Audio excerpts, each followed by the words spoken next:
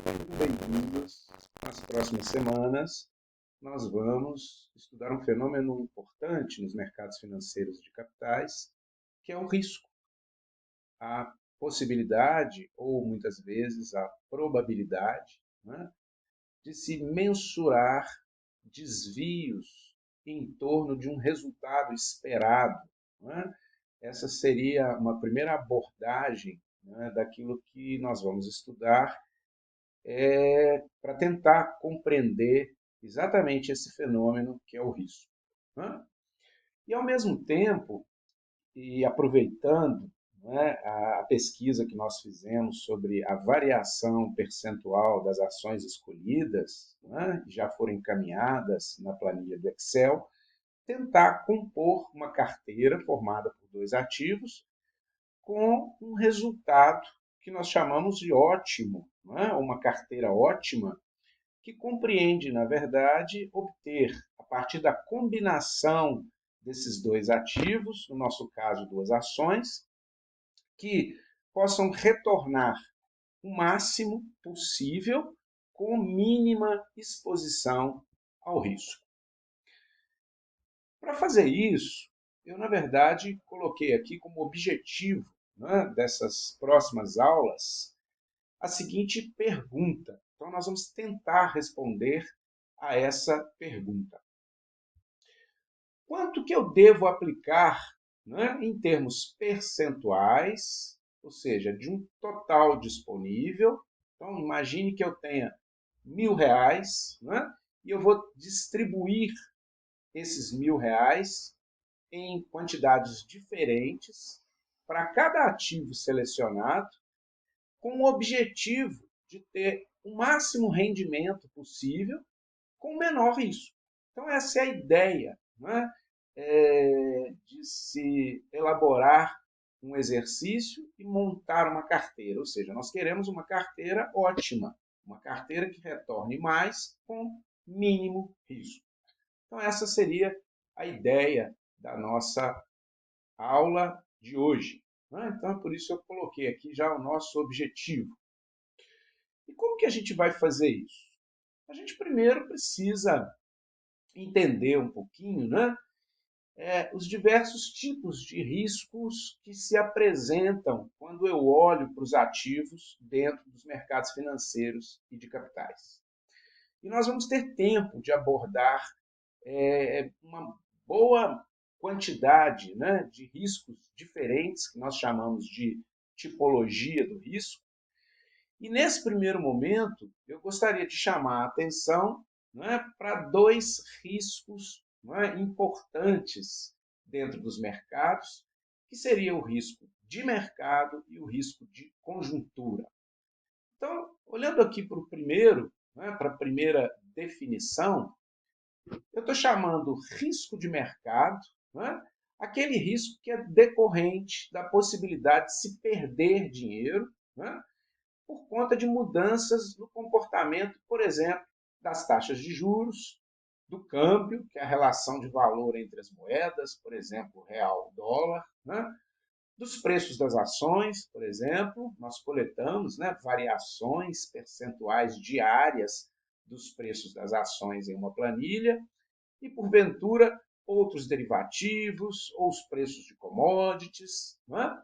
Então, risco de mercado ele envolve, na verdade, a percepção de que mudanças nessas variáveis, como juros, câmbio, né, preço do ouro, preço da soja, o preço da arroba do boi gordo, ou mesmo o preço das ações, podem influenciar de modo direto no resultado, né, de uma carteira montada, né, com diferentes ativos. E o segundo risco, também importante para se delinear, né, esse estudo, seria o risco de conjuntura. Então, ele está colocado aqui também. Percebam que ele é um pouco diferente do risco de mercado. Né? Ele decorre, ele é proveniente, né, da possibilidade de perdas em função de mudanças verificadas em condições políticas, culturais, sociais, econômicas ou financeiras do Brasil ou de outros países. Né? Muitas vezes, para tentar dar um exemplo um pouco mais próximo da realidade, né? Eu posso imaginar condições políticas que tendem a alterar determinadas regras ou funcionamentos dentro do ambiente econômico. Portanto, eu me defronto, né, com um espectro da conjuntura diferente daquilo que eu havia observado em períodos anteriores. Né? Então, eu estou fazendo uma primeira distinção aqui entre os principais riscos que afetam os ativos, né, nos mercados financeiros e de capitais. De novo, o risco de mercado e o risco de conjuntura. Muito bem. Eu estou passando aqui, né, para a gente poder perceber, né, já logo de cara, né, que para se conseguir projetar, muitas vezes, algum retorno com a combinação de diferentes ativos, é necessário calcular uma média, vamos dizer assim, né, que seria o valor esperado, ou o retorno esperado de um determinado título ou ação, ou o valor esperado ou retorno esperado da combinação de dois ou mais títulos que vão compor uma determinada carteira de investimentos. Tá? Desse modo, pessoal, eu vou olhar para o retorno esperado, né? E dizer o seguinte, olha, o retorno esperado de um título é a medida correta de contribuição desse título ao retorno esperado da carteira. Então, percebam que nesse caso aqui, eu estou tratando de um ativo individual. E por isso é que eu posso olhar para as inúmeras variações percentuais que ocorreram ao longo do tempo de um único ativo, projetar essa média e dizer o seguinte, olha, esse retorno esperado, calculado a partir da média da variação percentual desse ativo, de fato, ela é uma medida correta de como esse título se comporta ou como ele contribui para o retorno de uma carteira. Então, aqui eu estou falando de um ativo isolado. Né? É isso. E, ao mesmo tempo, eu posso dizer o seguinte, nem a variância e nem o desvio padrão do retorno desse título, ou seja, de novo, de um título isolado, são medidas apropriadas de contribuição do título ao risco de uma carteira. Então, percebam, a variância e o desvio padrão, elas consistem em medidas de dispersão, de afastamento, né, em torno de uma média calculada. Então, eu posso imaginar assim, né, tentando desenhar aqui para vocês, né, uma distribuição que segue lá uma curva normal, né, uma distribuição normal, ela tem uma determinada média aqui, né, e eu tenho um desvio padrão, né, ou seja, uma medida de dispersão dessa variação percentual dos ativos em torno dessa média. E eu estou dizendo agora que nem a variância e nem o desvio padrão, nós vamos entrar nessas medidas agora, né, do retorno desse título são medidas boas, né, ou que possam contribuir, né, para se verificar o risco de uma carteira. Por que eu estou dizendo isso? Eu estou dizendo isso pelo seguinte, quando eu quero estimar, né, qual é o risco ou qual a exposição ao risco que uma determinada carteira tem, carteira essa montada com dois ou mais ativos, a variância e o desvio padrão não são boas medidas. No entanto, eu preciso achar uma relação, né, entre essas medidas associadas aos dois ativos. Então, eu estou dizendo agora, né, que a contribuição de um título ao risco de uma carteira é medida mais corretamente pelo seu beta, ou seja, por uma medida que relaciona ou a correlação entre esses dois ativos ou entre a variação percentual desses dois ativos. Então, repassando, quando eu monto uma carteira, né, aqui no passo 1, eu não posso utilizar a média ou retorno esperado de um título como medida de contribuição desse título ao retorno esperado de uma carteira. Para ficar bem claro, vocês escolheram dois ativos, duas ações, né? Eu não posso olhar para a média de rentabilidade no tempo de uma das ações, né, e dizer que isso é uma medida boa, né, para que eu possa estimar o retorno dessa carteira. Nem a variância, nem o desvio padrão do retorno desse título são medidas apropriadas, ou seja, elas também não são boas para eu tentar medir, né, ou enxergar o risco que essa carteira apresenta. Então, portanto, nós vamos ter que estudar um pouquinho, né, a partir do nosso estudo sobre o risco, que começa hoje, né, o que nós chamamos de beta. Mas vamos devagarinho, nós vamos chegar lá, tá? Vamos olhar aqui para alguns conceitos interessantes. O retorno esperado, a variância e a covariância. E para isso, eu elaborei, né, adaptei um exemplo muito interessante, né, para a composição de carteiras. E nesse exemplo, a gente vai supor que exista na economia, né, 4 estados possíveis, e isso aqui é importante, tá? Com a mesma probabilidade de ocorrência para o comportamento da economia. Então, uma paradinha aqui. Quando a gente olhou para a variação daquelas ações que nós coletamos, nós percebemos que dia a dia, né, elas estão variando. Ah, subiu 1%, caiu 2%, subiu 1,5%, subiu mais 2%, caiu 0,8%. Então é isso que a gente estava percebendo quando a gente coletou aqueles dados e colocou numa planilha para enviar, né? E aqui no meu exemplo, eu estou dizendo que eu posso, né, dizer que essa economia ela pode se comportar muito mal, né, ou seja, ela ter um crescimento negativo persistente, então ela está apresentando, por exemplo, enfim, trimestre a trimestre, né, ano a ano, crescimento negativo. Ela pode, essa economia pode se comportar de outra forma, ou seja, ela pode, em alguns momentos, né, em alguns pequenos períodos, apresentar crescimento negativo, que é o que nós chamamos de recessão. Né? Ela pode acompanhar, né, ou apresentar crescimentos ligeiros, né, e consistentes ao longo do tempo, que nós estamos chamando, né, de normalidade.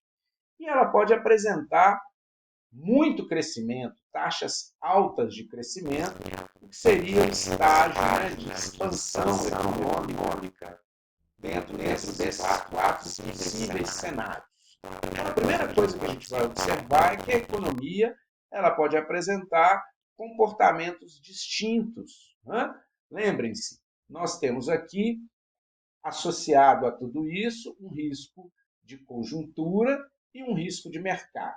Então, posso dizer que essa economia ela pode apresentar um estado de depressão, ela está, né, patinando por muito tempo sem conseguir crescer, eventualmente de recessão, quando, né, em alguns curtos períodos de tempo ela apresenta um resultado ruim, um crescimento ruim, eu poderia estar olhando para o PIB, por exemplo, uma economia que cresce 1%, 2%, né, uma situação de normalidade, ou uma economia que tem taxas de expansão mais elevadas, né, 6%, 8%, né, seriam taxas de expansão econômica bastante relevantes. E aqui, assim como vocês fizeram na coleta de dados, né, das duas ações, eu estou supondo aqui dois ativos. Né? Eu estou supondo um ativo chamado SuperVale, tá? E um outro ativo que eu vou chamar de NowVale. Vocês escolheram lá Petrobras e Vale, né? Vocês escolheram, enfim, Localiza e Marisa, né? Cada um de vocês fez uma escolha própria e a gente vai ver que resultado, né, nós podemos encontrar depois utilizando esses dados. Mas eu estou dizendo mais, tá, sobre esses dois ativos que vão servir de exemplo para a gente elaborar o nosso exercício. Eu estou dizendo que o primeiro ativo, que seria a SuperVale, ó, tá? Ela vai acompanhar de perto o comportamento da economia. Então, percebam, eu só estou dizendo que se a economia estiver em depressão, a SuperVale provavelmente estará em depressão, né? Se eu tiver um momento de expansão, a SuperVale estará num momento de expansão. E o contrário, não é? Se eu olhar para o outro ativo, tá aqui a DownVale, né? Eu vou dizer o seguinte: quando essa economia está em depressão, por exemplo, a DownVale sobe. Quando ela está em expansão, a DownVale cai. Então, lendo a frase aqui de novo, não é? Suponha que os retornos da SuperVale, o ativo S, né, um código tudo, isso aqui não tem importância, né, isso foi inventado, na verdade, tá? Isso não existe, só para é uma questão didática, né? Então, a SuperVale ela deve acompanhar de perto o comportamento da economia. E o retorno da DownVale, não. Tá?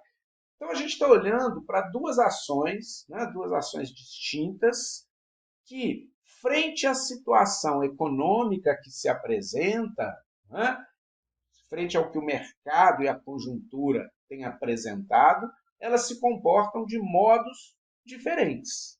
Tá? Deixa eu tentar exemplificar isso aqui, né? Aprofundar um pouquinho o nosso exemplo. Fiz um esqueminha aqui para a gente. Ó. Retornos esperados, né, do primeiro ativo, que seria a SuperVale. Está aqui o ativo. Isso foi errado. Está aqui o ativo. E da DownVale. E coloquei esses retornos aqui. Tá? Esses retornos eles são obtidos, né? Como se eu pudesse olhar assim, isso aqui é o retorno percentual anual de cada uma dessas ações. Tá? E eu só tenho 4 situações igualmente prováveis: a depressão, a recessão, a normalidade e a expansão econômica. E olha o que eu tenho observado, né? Quando eu olho para essas ações selecionadas aqui, que não existem, né? Elas só existem aqui no nosso problema como um exemplo para que a gente possa utilizar as ações reais que nós já pesquisamos. Em depressão, a SuperVale cai 20% e a DownVale sobe 5%. Então, de novo, né, percebam, quando a economia está ruim, a SuperVale acompanha esse movimento e a DownVale não. Quando eu imagino uma situação de recessão, a SuperVale cresceu 10%, mas a DownVale 20%. Numa situação de normalidade, eu percebi, né, que o valor esperado da SuperVale é de 30% e o valor esperado no ano, né, é de menos 12%. Então, numa situação de normalidade, né, eu percebi que uma primeira ação me dá um retorno muito bom, enquanto a outra prejudica a carteira ou oferece perdas. Né? E por último, no momento de expansão, eu tenho aqui a SuperVale, ela cresceu muito, ela responde de fato, né, na maior parte das vezes, ao que está acontecendo na economia, enquanto a DownVale não faz com a mesma intensidade. Então, no momento de expansão, a SuperVale sobe, por exemplo, 50% ao ano, em termos percentuais, o valor dessa ação, e a DownVale sobe só 9%. Então, esse seria um esqueminha, pensar assim, né?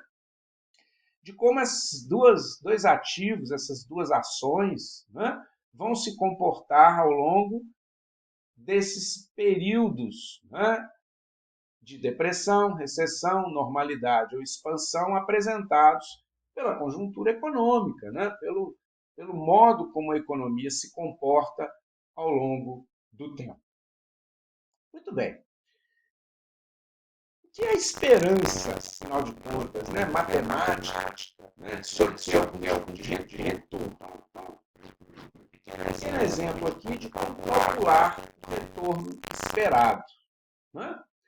O retorno esperado dessas ações, ou seja, eu vou chamar R supervale, o retorno da supervale, e R downvale, né, o retorno esperado da segunda ação, que eu chamei de downvale. Posso chamar de A e B também, né? Retorno da ação A, tá? Vou colocar aqui. Ou da ação B, né? Para facilitar aí. Retorno da ação B. E olha o que eu fiz, né? Nesse primeiro passo, eu só somei, né, os retornos esperados da Supervale em cada um dos estágios da economia. Olha que interessante. Né? E dividir por 4, afinal de contas, nós temos a mesma probabilidade de ocorrência desses 4 estágios da economia. Quando eu divido isso por 4, eu encontro esse númerozinho aqui, que representa, na verdade, um retorno esperado de 17,5%. Eu vou voltar aqui, né, para que a gente possa entender como é que eu fiz essa continha aqui. Olha, aqui tem assim, menos 0,20, 10, né, 0,30 e 0,50. Esses números estão aqui. 0,20, 10, 30 e 50.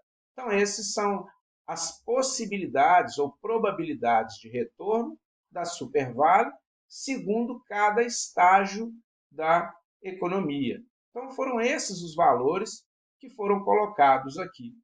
Quando eu faço isso, divido por 4, eu já tenho o retorno médio esperado, né, da Supervale. Vou fazer a mesma coisa com a Downvale. Então está aqui. Né? Vamos fazer a mesma coisa com a Downvale. Downvale.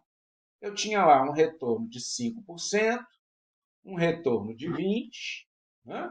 Um retorno de 12% e um retorno de 9%. Eu dividi por 4 e encontrei 5,5%. Interessante isso, não é? Olha só. Então, onde que saíram esses números mesmo? Bom, eles saíram daqui, ó. Então, em depressão, a Downvale, o ativo 2, subiu 5% ao ano. Em recessão, 20%. Numa situação de normalidade, menos 12%. E de expansão, 9%. Então, são os números que a gente encontrou aqui. Menos 12%, 9%, 20% e 5%.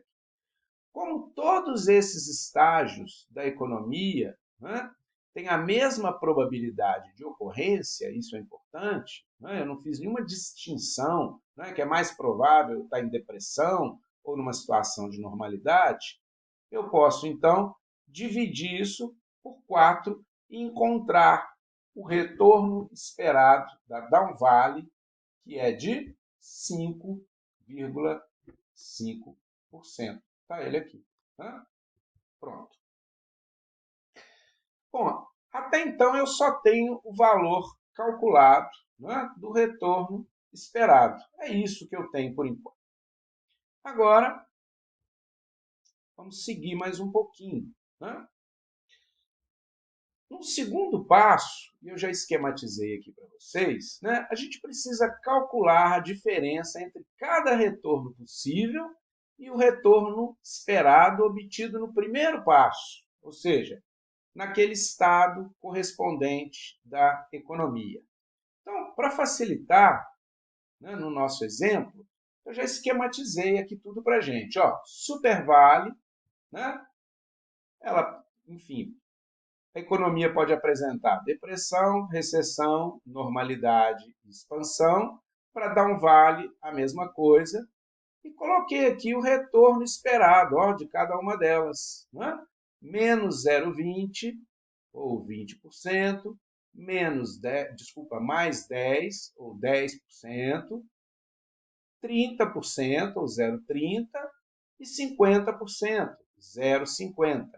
Fiz o mesmo para dar um vale. Né? Em depressão, ela rende 5%, em recessão, 20%.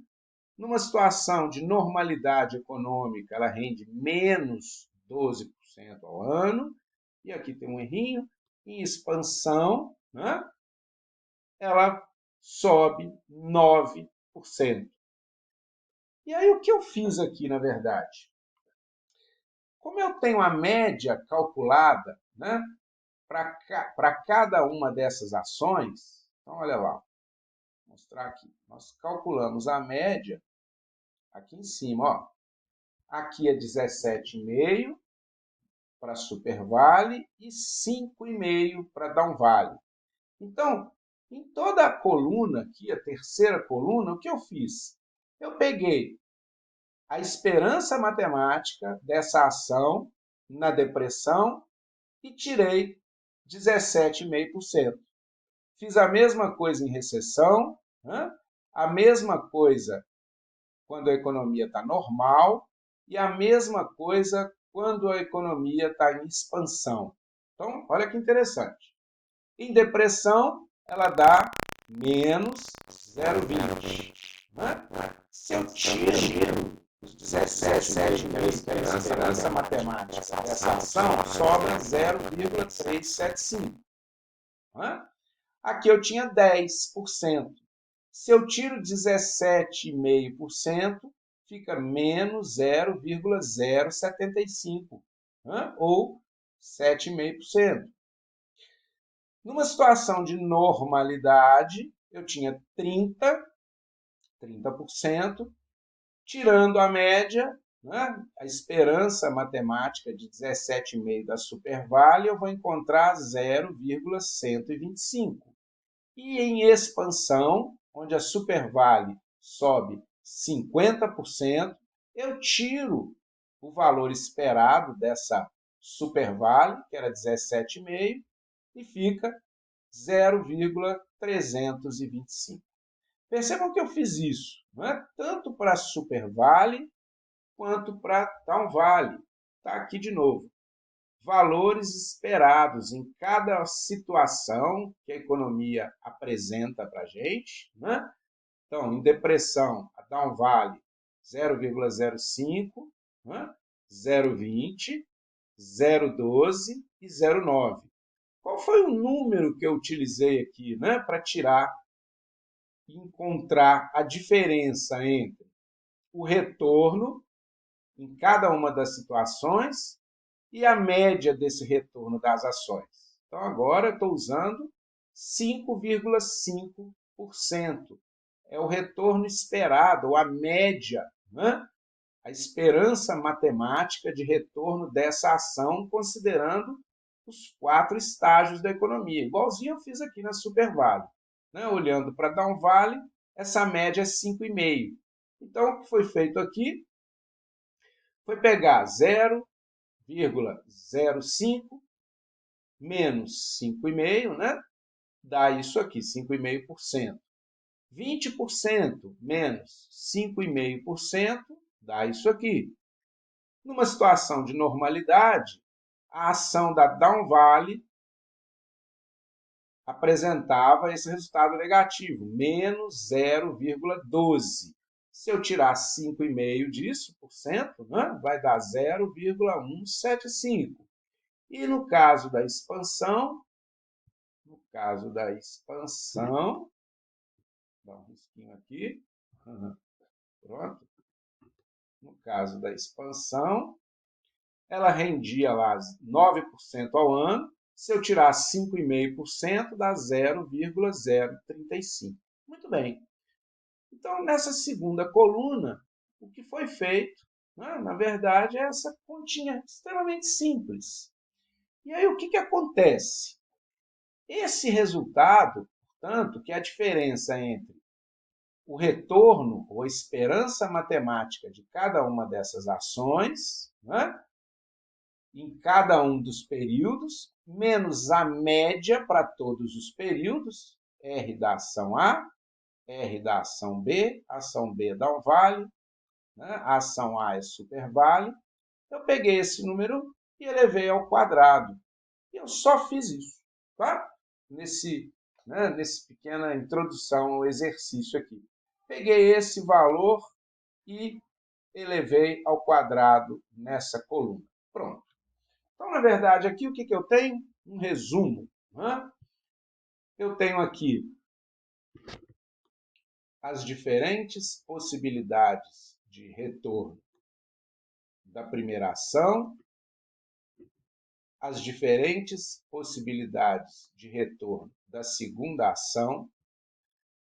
Peguei cada um desses números e tirei a média ou esperança matemática de ganho com essa ação ao longo do período, encontrei essa coluna, fiz a mesma coisa para a ação número 2 e depois cada número desses eu elevei ao quadrado, que é essa última coluna calculada, né, aqui.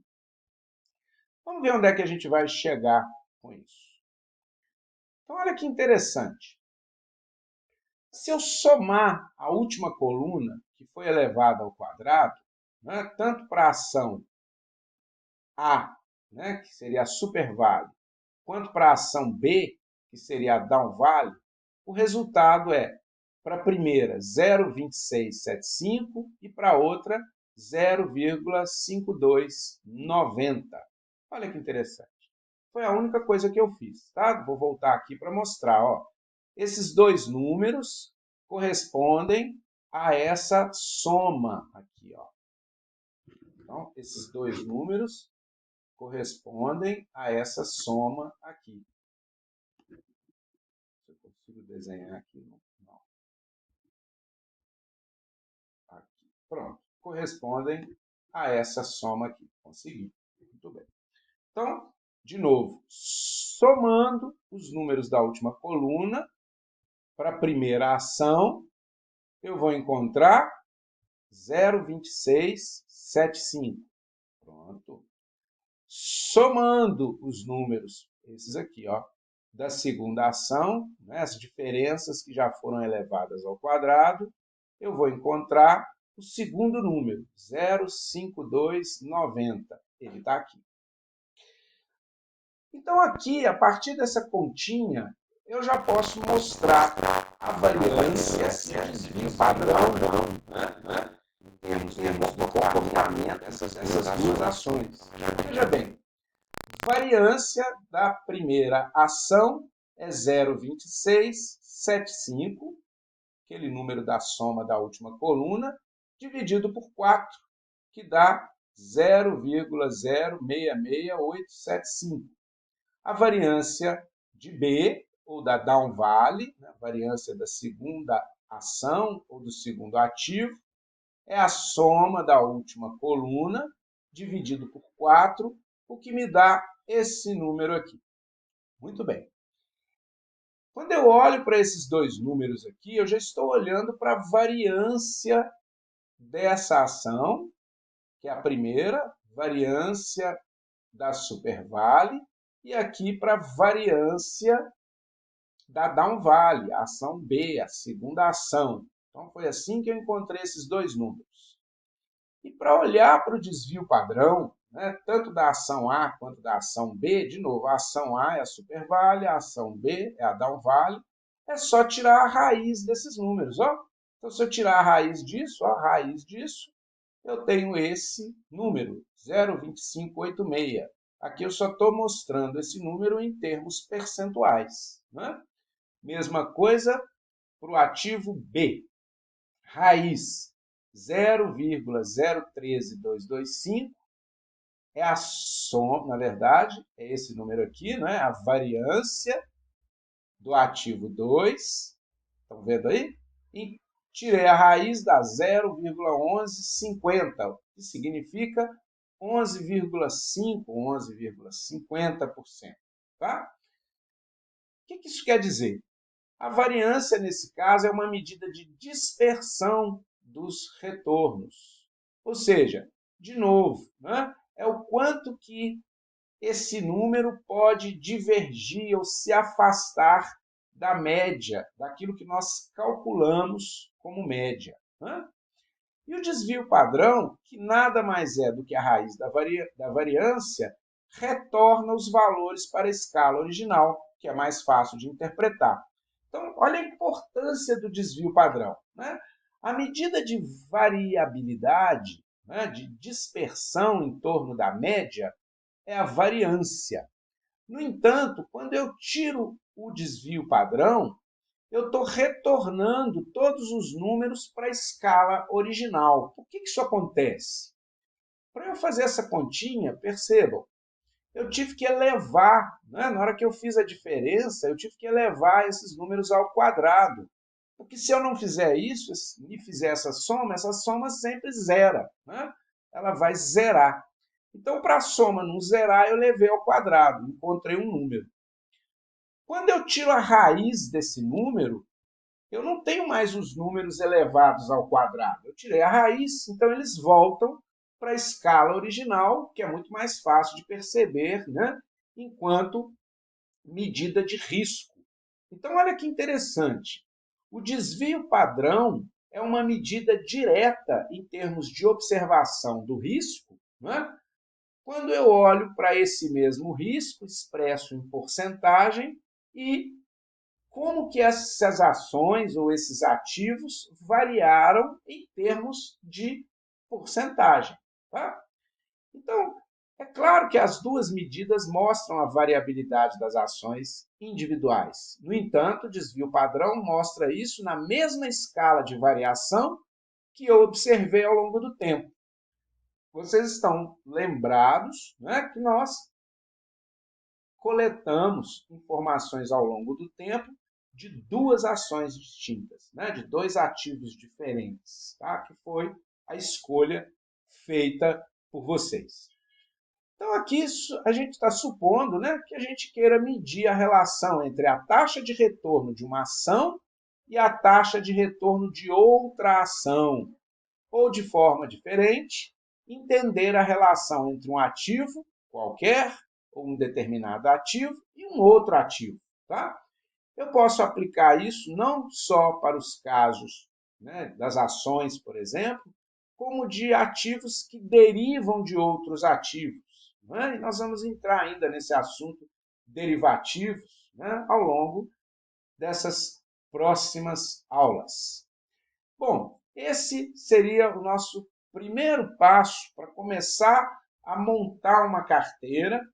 E, de novo, né, o objetivo de toda essa aula e dessas continhas é obter um resultado ótimo para aquelas ações que nós já pesquisamos, né, ao longo do tempo, quais foram as suas variações percentuais. Eu vou dar uma paradinha nesse vídeo, né, para que ele não fique muito longo, muito cansativo, e retomaremos a partir desse ponto na próxima videoaula. Até breve!